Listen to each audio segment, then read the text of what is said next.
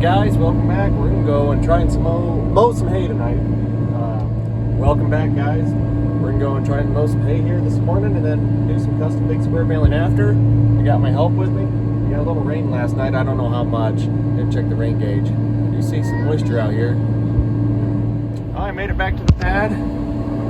See, we actually got a piece of equipment in the barn for the first time. And you also see standing water. But we don't have gutters on, so everything just kind of drains here. Not sure how much we end up with because nothing else seems all that wet, but this definitely looks tacky. I'm not a huge fan of how this is looking. We'll get back there and we'll take a look at stuff. Well, we definitely got some rain last night. I rarely wear shorts, but I don't plan on unloading anything today, so I figured might as well take advantage of this. Nice Timothy coming up in this grass. Alfalfa that needs mowed. I wish I was out here a week ago. And this stuff is short because it's on this bridge. I think we're gonna get her mowed down here today. And then we'll just ted it out tonight, probably after dark. This stuff is more mature than I was hoping. I don't know how tall it is. It seems like it's really laid over. Definitely wet. We definitely got some rain. So I think we'll be tedding this out later tonight. But it looks like some nice stuff, nice second cutting. A little bit of weed pressure. But as you get in the field, it cleans up really nice. Yeah, this will get tedded out tonight. But look at that. That's beauty. Beautiful.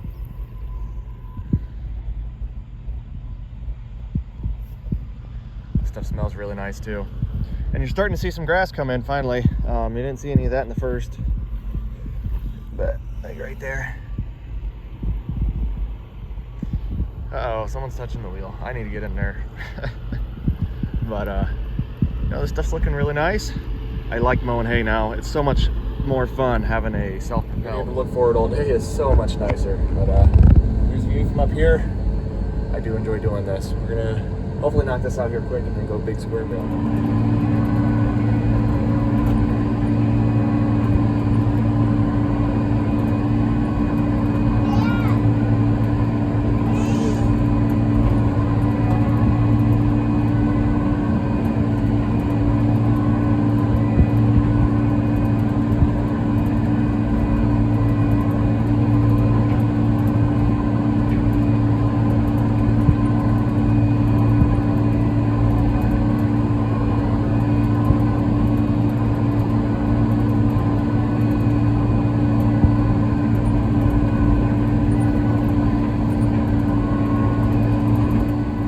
About it. Stuff looks pretty nice. Wish it wasn't so mature, but that's just when we had time to get on it.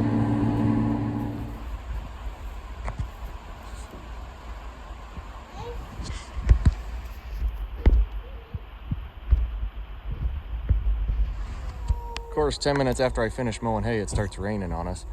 We're gonna throw grease at this, throw some twine in it, fuel it up, take off. It doesn't sound like they're getting rain where we're gonna be baling. Oh, we got one side filled with twine. I don't remember if we got grease zerks here, so I figured just open it up and we'll check things over. Well, a little late, got lunch though. Decided I want to stop and eat some lunch if I'll be gone all day. Got 2 shots of rain here already today. You can see the road's wet. But the field we're going to is about 15 miles away or so. It says it hasn't rained, so we're gonna try and do some baling. Really nice long rows. This is gonna be a good time if nothing breaks. Looks like they're loading out the round bales they made. This is a big field. We're moving through it pretty good. Pretty full, and we're at 2.2 mile an hour, 2.3, and that's in 5th gear. There's been times I've been in 6th or 7th, so definitely a lot faster than the last field we're in. This road's pretty thin.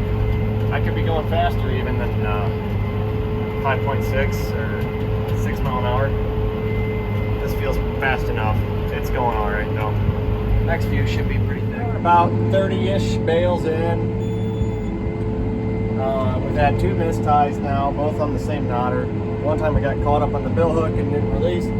The other time, I don't really know what happened, but it lost the twine on the top. That's a simple fix. The bales still hold together, so it's not like they're a total loss.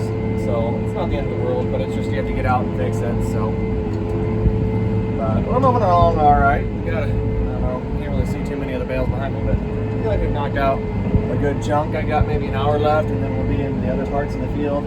I don't know, there's probably like 20 acres or so here. maybe it's 30. I don't have a good gauge of what's happening, but definitely a good start. Hoping to get done with this by 7 or 8 o'clock. Whatever happens, happens. Whether I have to ted in the dark or not, it is what it is. It wouldn't be the first time, and I'm sure it won't be the last. But I want to get that alfalfa tedded out this evening or tonight, whenever. We'll get to it. I've never seen anyone stack 4 high on a trailer before. Holy cow. I don't think he's going far, but still. Well, this 25, 30 acres are done. Said he's going to try and get all the bales on that semi. We got 72 knocked out here already. I don't know, 72 sounds like a lot, but he's stacking them about 4 high. Holy cow. That's pretty neat.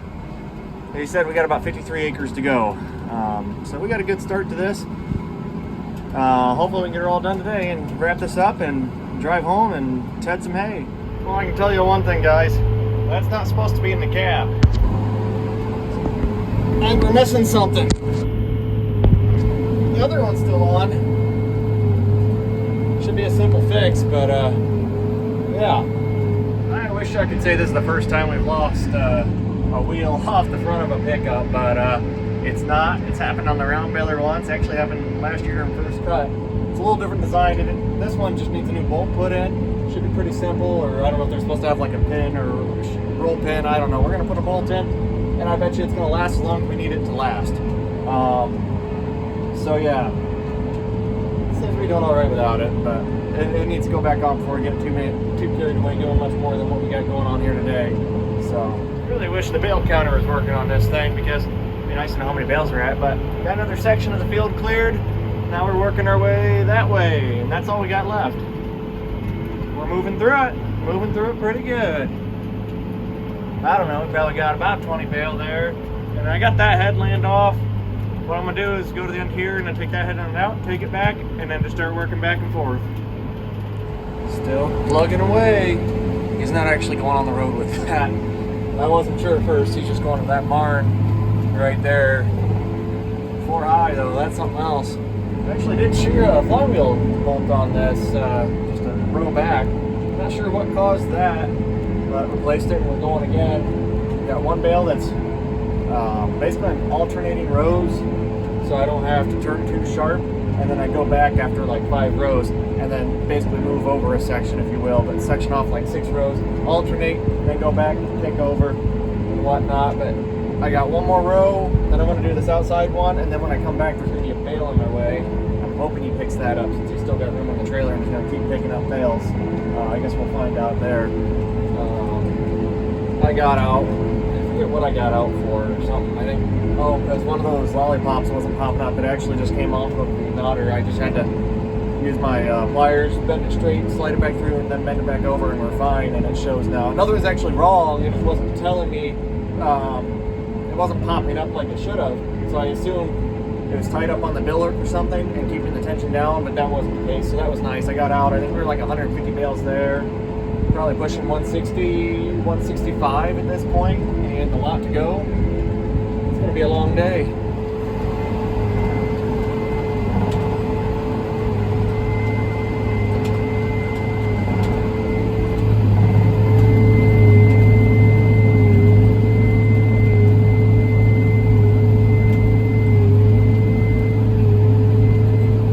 Well, that's all we got left to bale. We're getting there. The sun's going down.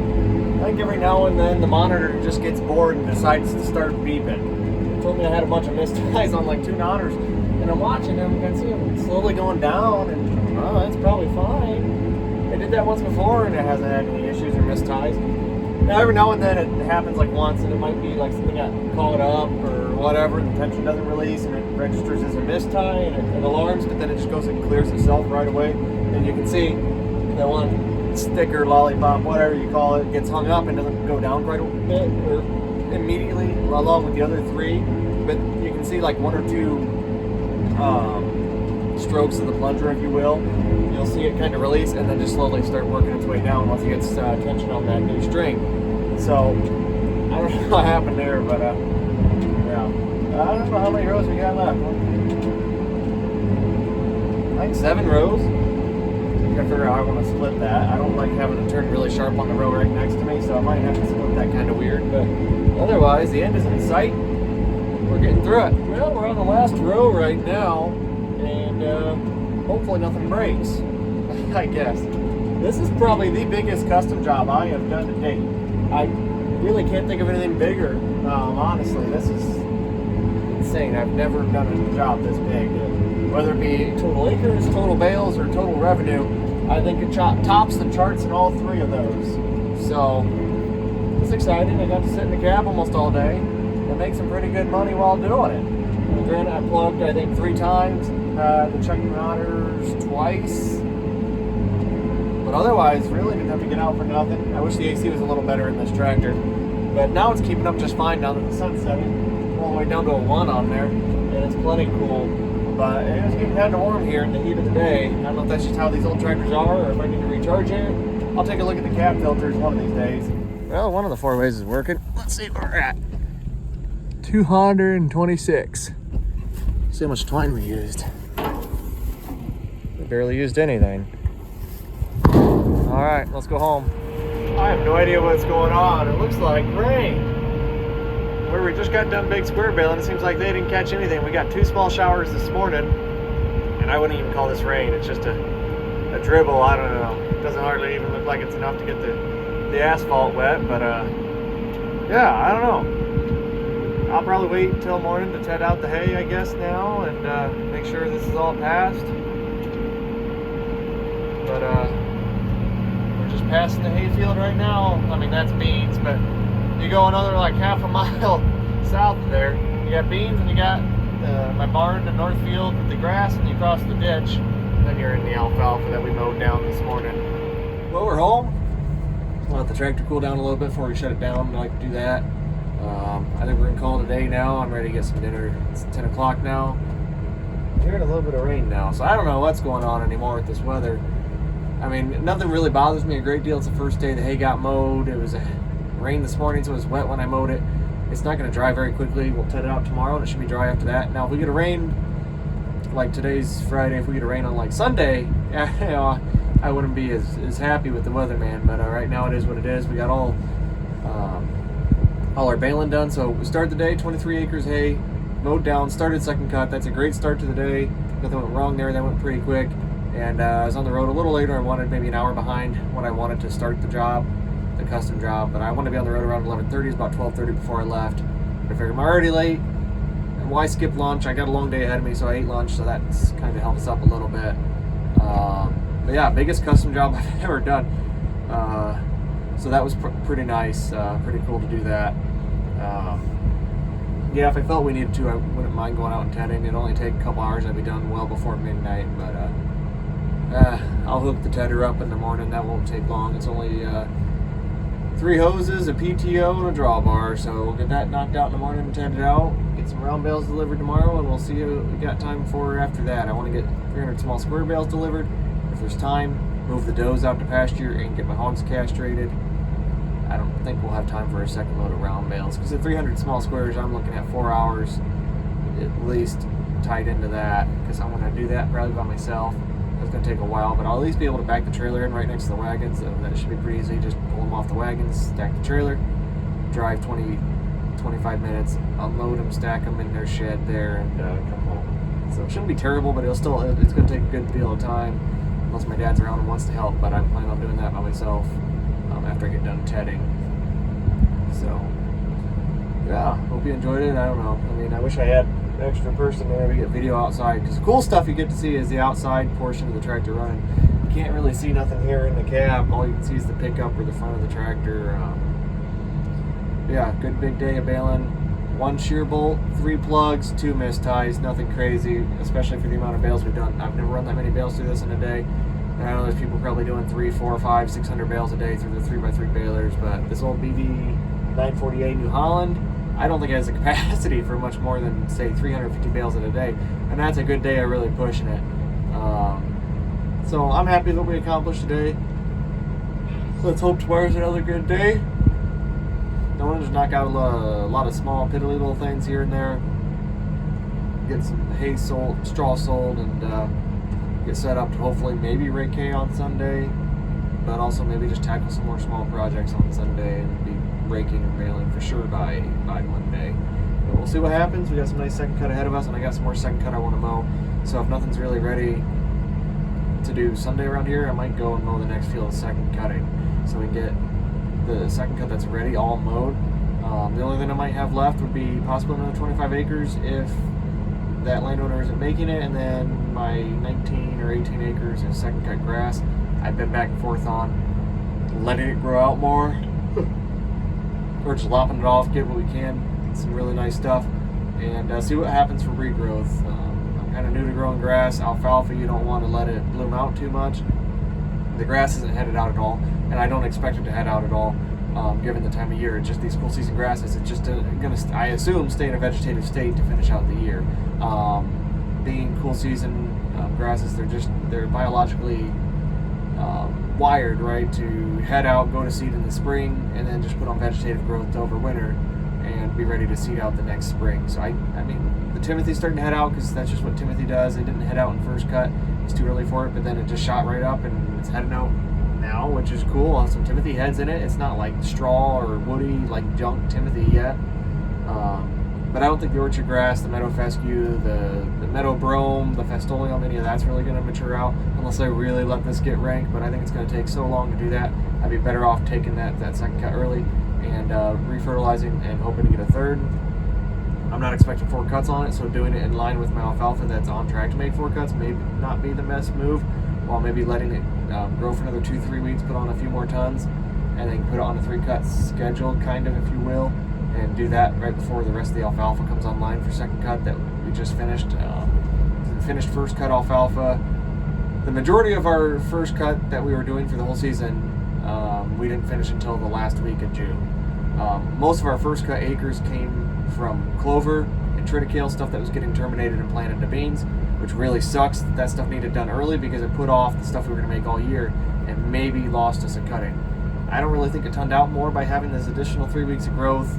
I just think the way the spring was with the super dry, then hard frost, then super wet, I think it was already stressed to a point where it wasn't going to put on many more tons after the fact. So if that would have gotten off earlier, it would have been on track to make 4 cuts and make up for the crappy first cut tonnage that everybody saw in this area. But it didn't work that way. It is what it is. But the late made fields, we had a 53 acre, 36 acre, a 9 acre, and a 20 acre of clover. The first 3 fields I listed off were all alfalfa, and the fourth one, the 20 acres of clover, is clover. So those 4 fields were done the last week of June. We're going to make those all season.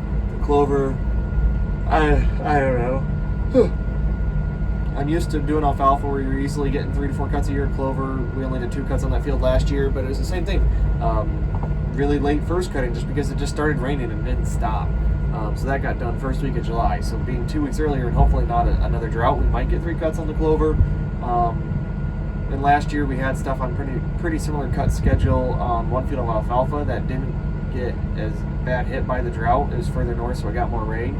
We made 4 cuts on that, and the 3rd cut didn't get taken off until Labor Day. And in a lot of places around here, some people just stopped making hay after mid-September. So that Labor Day, in my mind, I was taking the last cutting off that field, but he was terminating the stand, so taking a really late 4th cut in October like we did didn't hurt nothing because it wasn't going to overwinter anyhow. They were terminating it. So we're on track where some of these fields could make a 4th, but I don't have high hopes for them. Basically, the field I mowed today and the field I'm hoping to mow Sunday or early next week, I think we're on track to make 4 cuttings because you do 28 to 35 days between cuttings. We're doing it here. It's July 10th tomorrow, so you add 30 days onto that just for a round figure. That put us around August 10th and then September 10th, give or take. There's 4 cuts, really easy. Now the other fields, so they don't get taken off second cut until end of July. Let's just say July 25th, ballpark, we mow those. And then that put you at an August 25th, which is getting kind of late, a September 25th cutting. If we're looking to hold those stands for an extended period of time, may hurt your overwintering. We still may shoot for 4 cuts, but if we get a drought, obviously those plans are out the window. These later cuttings I love doing because the quality is so nice. So I'm really hoping for it, but it is what it is. I know some people aren't much for chasing down thin hay, but I'm all about it because that's so nice quality. 1/4 ton an acre, we're talking 10 bales an acre, small square bales an acre. I will do that all day, day in and day out, if it's a smooth field and it's close to home and there's enough acres to justify it, because it's such nice hay, it sells really well, and it sells for a premium. I love doing it, and it's that time of year where it's like, it's so easy, you cover acres so quick with the baler. You still got the same time in mowing and raking and everything, but the baling, it's nice, because it's like you don't spend a ton of time out there baling, but you put up some of the highest quality hay, and your value per hour in the field on the baling side at least, it's pretty high, because the bales are pumping out are super, the high end stuff. But we'll see what happens. Glad to have gotten this big custom job done today. Hope you enjoyed the video. I guess tell me what you want to see. I'll do what I can. I got this one magnetic mount in one tractor.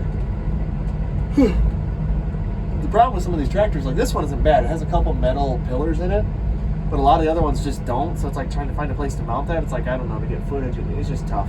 And then you also get dirty windows. Like right now, this kind of clean because it got wet and I hit the windshield wiper. Like this one, you can see it's, to get much footage through it just sucks, and I don't want to put out, really crappy video if I can help it. So if you got suggestions, let me know if you want to see something.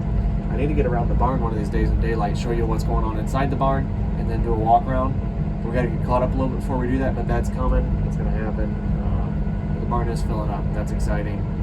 Kind of scary at the same time, because the nice barn isn't started, and we haven't put any second cut in the barn yet. Luckily, none of the straw is going into the barn other than the small squares. And we're going to start. Oh man, sorry about that. We're going to start hauling at least 1, maybe 2 loads of round bales tomorrow. Get the round bale pile out. I'm going to try and see if I can put feelers out to get the clover round bales out. I want everything outside just hauled away and gone. I want my pad back. I want to build pork equipment there instead of in the middle of my front yard. That's really annoying, but it is what it is. But hopefully the second barn's up before third cut really gets into full swing, ideally. But it is what it is. We'll make do with whatever we have. The first cut grass, we got 120 bales. We're going to sell that in 2 weeks when she gets to move in her barn, which doesn't sound like a big sale because it's not huge, but we only put up like 1,400 bales of first cut grass. We've already sold several hundred. We sorted out a lot of the bad ones and the holes in the tarp and been feeding those. So by the time we get her 120 out and get the bad ones out, we might free up a lot more space to put another, say, 2,000 bales of hay in, because now that the barn is actually erected, we know how tall we can go with the stack, so we can stack right up to the ceiling. I think in about 2 weeks we'll have that space opened back up and prepped and ready to put more small squares in, or big squares, if you will. The center of the barn's still fairly open, but we're going to start backfilling that with big squares. So it'll fill up quick. It will, and it is. Ain't a bad problem to have. I like seeing inventory, because inventory is worth money, and money makes the world go round. So we'll see how things go and progress here, but excited about where we're at and where we're heading. So thanks for watching, and we'll see you in the next one.